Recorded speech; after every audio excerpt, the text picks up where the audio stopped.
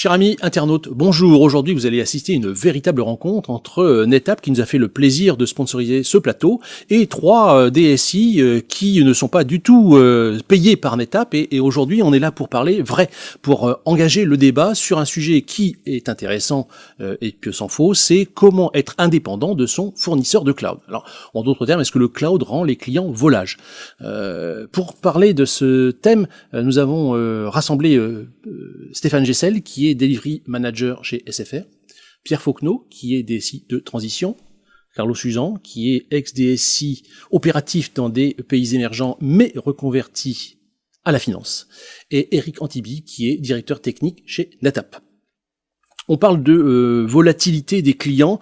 La première chose à laquelle je pense, c'est est-ce que le côté contractuel permet d'être plus indépendant de son fournisseur et jusqu'à quel point ? Pierre. Alors, les fournisseurs cherchent toujours à nous engager sur des durées importantes, ce qui nous colle à des contextes où on peut se tromper. Ou bien on peut avoir des demandes de la part des métiers de nous adapter à un contexte différent.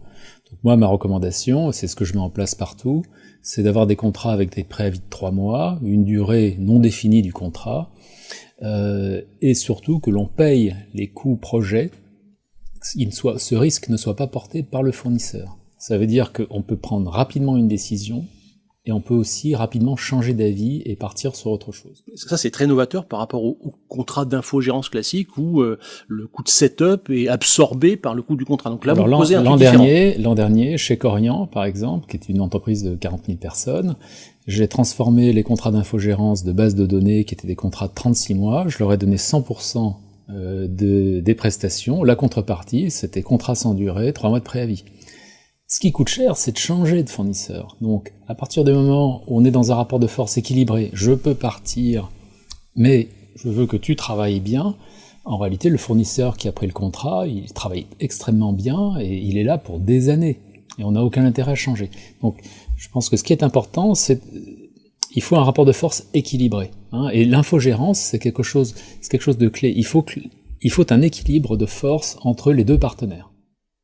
Stéphane, est-ce que c'est la même chose dans le cas de SFR, la volatilité vis-à-vis des fournisseurs de cloud? C'est quelque chose qui est demandé par vos clients ou une fois qu'on a choisi un fournisseur, on reste avec, sauf si il fournit des prestations très médiocres? Ouais, alors c'est effectivement mettons à part le fournisseur qui est médiocre et qui se plante, ou là, quelle que soit l'entreprise, la messe est dite, on va dire. La problématique que l'on peut avoir effectivement sur ces contrats d'infogérance, c'est que on est dans l'informatique. On sait qu'une vie informatique, c'est à peu près 3 ans, et que en 3 ans, beaucoup de choses se passent. Et il est vraiment important, et là je rejoins mon voisin, de garder son agilité par rapport aux nouvelles technologies.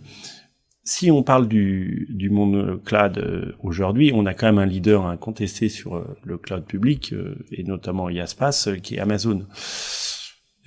On lisait dans la presse récemment qu'on a un concurrent chinois qui a dit qu'il ferait mieux.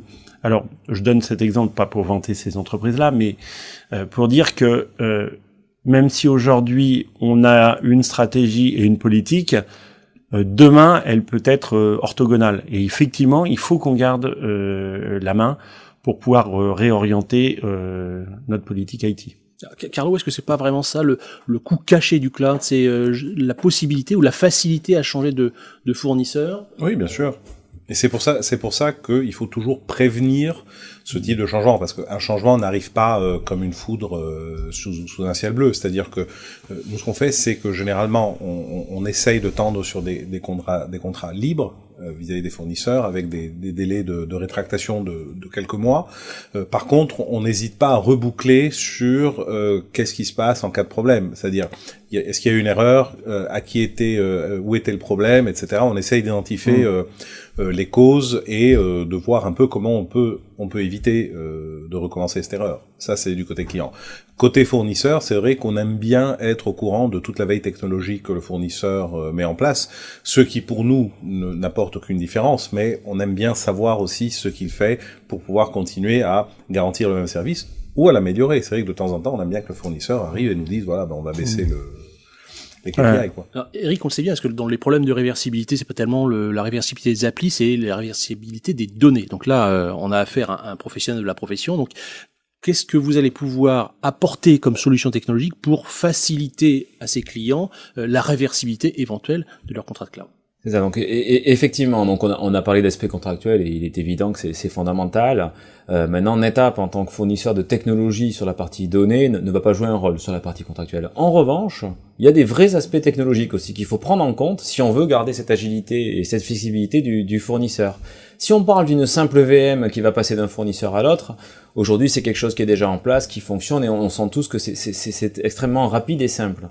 Si on parle de données d'entreprise, si on parle d'avoir envoyé une copie de l'ensemble des données d'entreprise vers un cloud provider, ou une copie de ces bases de données pour déporter des environnements de test dev, etc., la problématique est tout à fait différente. Qu'est-ce que je fais si j'ai copié, par exemple, 500 teraoctets de données de mon entreprise chez un premier cloud provider, et qu'il y a un nouvel acteur chinois ou je ne sais quoi qui est moins cher, et que je souhaite effectivement changer de fournisseur. Et donc nous, effectivement, en étape, pour répondre à votre question, on fournit tout un ensemble de technologies qui vont permettre de créer, alors on appelle ça comme ça, même chez NetApp, une data fabric, c'est-à-dire qu'une fabrique c'est un système d'interconnexion en fait entre les différents fournisseurs de cloud pour permettre, tout en faisant donc appel à ces fournisseurs, tout en faisant du cloud hybride, de pouvoir très très facilement et très aisément, aussi y compris technique, contractuel, fondamental, mais aussi au niveau technique, passer d'un fournisseur à l'autre. Donc ce sont des architectures hybrides où on copie pas directement ces données chez le fournisseur, ce sont des technologies qui permettent d'envoyer ces sauvegardes vers un fournisseur de cloud, mais de très très facilement migrer d'un fournisseur à l'autre, etc., etc. Donc on se positionne effectivement sur ce sujet-là parce qu'on pense que c'est aujourd'hui fondamental pour les entreprises pour finalement même accélérer l'adoption du cloud, de prendre bien en compte ce paramètre en amont de la gestion des données. Alors, il y avait, j'ai posé la question sur le contractuel, mais je sais qu'il y a un sujet qui intéresse beaucoup Pierre, c'est la standardisation. Est-ce que la standardisation, c'est pas aussi un moyen de se libérer d'une adhérence à un fournisseur? Et je sais que c'est un sujet qui vous tient particulièrement à cœur. Oui, donc la standardisation, l'énergie digitale, finalement, moi je constate que c'est la même chose dans toutes les entreprises. On a des serveurs, alors ils peuvent être Windows, Linux, mais en dessous il y a un hyperviseur, il y a des postes de travail, c'est Windows en général. La messagerie, on voit bien que les messageries aujourd'hui partent vers la standardisation. Il y a deux grands fournisseurs, Microsoft ou Google, et donc le besoin, c'est d'avoir, comme l'électricité, on veut du 50 Hz banalisé, qui fasse une production stable, disponible, abondante, à un prix raisonnable, avec de la sécurité. Comment obtenir ça? Et aujourd'hui, je constate que, voilà, pour l'instant, c'est pas comme ça que marche le marché. Les fournisseurs, leur problème, c'est qu'ils vont voir les technologues en entreprise, et les gars leur demandent pas ça. Évidemment, ils vont pas se tirer une balle dans le pied. Donc, c'est aux fournisseurs d'être innovants, de prendre l'initiative de faire de la standardisation, de la production d'énergie digitale, et d'aller la vendre au DSI, au directeur financier, au directeur général. Et là, ils auront du business. En matière de cloud, Stéphane, là aujourd'hui, il y a quand même des standards qui sont en train d'être mis en place. Je vais prononcer quelques gros mots, OpenStack, OpenShift, Cloud Foundry, etc. Est-ce que c'est du vent, ou est-ce que ça permet quand même concrètement à un client d'être un petit peu moins dépendant de son fournisseur? Tout dépend si on se positionne en cloud privé ou en cloud public. Aujourd'hui, le débat est un débat hybride avec une bonne dose de public. Le client, société utilisatrice, doit s'affranchir de la technologie qui est utilisée. Alors, peut-être qu'on peut parler d'une couche supérieure et notamment la notion de conteneur, parce que ça va provoquer une vraie agilité pour les entreprises. Le point surtout sur lequel je voulais revenir, c'est que l'indépendance par rapport aux fournisseurs, faut le voir aussi du bon côté. Le monde de l'informatique évolue, il se bonifie normalement, et Docker et les conteneurs, typiquement, c'est quelque chose qui n'existait pas il y a 2 ans. Il y a 2 ans, on ne savait pas. Donc, l'indépendance par rapport à un fournisseur, moi surtout, je le vois, c'est la capacité par rapport à une entreprise de pouvoir réorienter sa stratégie par rapport à une nouvelle techno qui est vraiment très important pour lui, qui va lui donner une valeur ajoutée. Aujourd'hui, je vais travailler avec Société 1, mais demain j'ai envie de mettre du 2 parce que ils ont pris telle technologie qui est un vrai levier pour moi.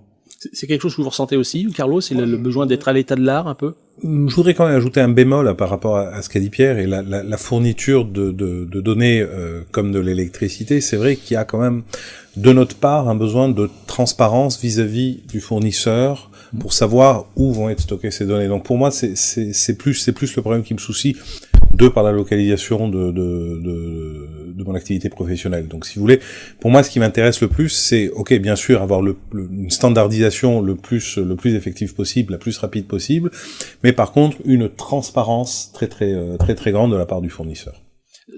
Dans cette indépendance vis-à-vis du fournisseur, est-ce que il n'y a pas un moment où je dois plus lâcher les clés du camion? Est-ce que je dois laisser complètement le management de mes ressources au fournisseur, ou est-ce que je dois garder un petit peu la main de façon à pouvoir plus facilement récupérer les choses? Ben là, je reviens exactement au style de management que décrit Pierre, quoi. Si vous voulez, c'est donc un management participatif avec le fournisseur.